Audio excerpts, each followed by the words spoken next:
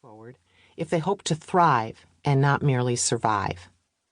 Others will no doubt point out distinctives that are not on the list: prayer, and we offer our perspective as humble learners who care deeply about the church and, like so many others, are just trying to figure it out. We don't come at these questions with an audacious sense of confidence or think we possess the answers or the magic ticket for churches to reach their full potential for the next generation. This book includes 2 distinct voices, with a section from both of us on all 7 subjects.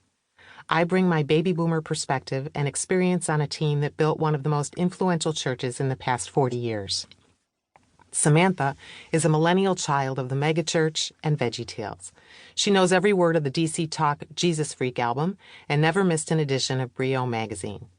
Her work as an artist, both in and outside the church, informs her perspective, and she has now gravitated towards a different kind of faith community from the one that first formed her. Our church stories are also shaped by our identities as straight, white American women, who share 50% of our DNA. While our gender brings certain expectations and limitations inside religious circles, we have the privilege of feeling comfortable in most pews. Our conversation focuses on our experiences in predominantly white churches in the United States and the patterns, challenges, and opportunities that lie before these congregations. Listeners must not stop here. We believe tomorrow's church must center the stories of those who have struggled to feel welcome at our tables. We write to open up the conversation, to share our journeys of discovery and our reflections on what is and what could be. Entire books have been written on each of these distinctives. We offer only a reflection on topics that surely warrant deeper study. We are not historians or academics, but storytellers. Yet we believe there are some collective truths revealed in the particularities of what we and those we love have experienced. This book is for every person who wants to believe that church still matters, even though so many of us have been disappointed, even wounded along the way. Maybe, like us, some of your highest highs and lowest lows in life are connected to your church experience. As we wrote, we pictured our listeners joining us around our kitchen, all of us still holding out hope that the church, all churches, can do better, and choosing to be a constructive part of the solution rather than cave to cynical criticism. We believe in the unique potential of the local church to liberate and transform hearts and repair and restore communities. So pull up a chair, grab a drink and a snack.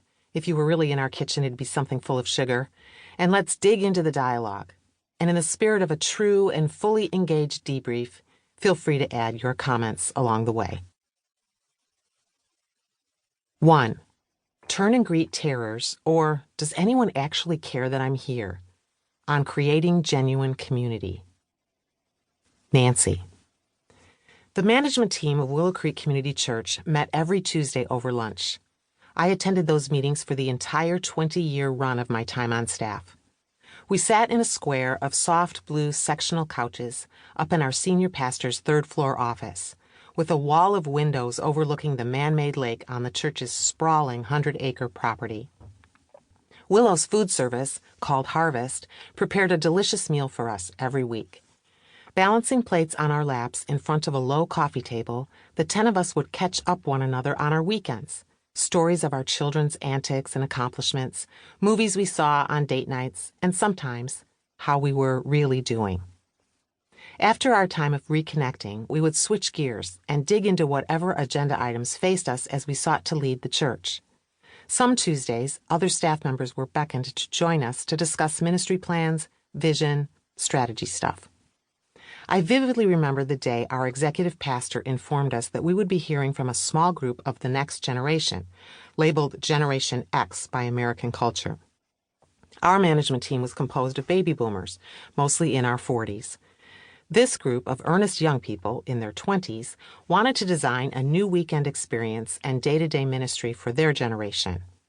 I had an instant flashback to when I had been in their exact spot 20 years earlier, believing my parents' generation was clueless about how to do church effectively.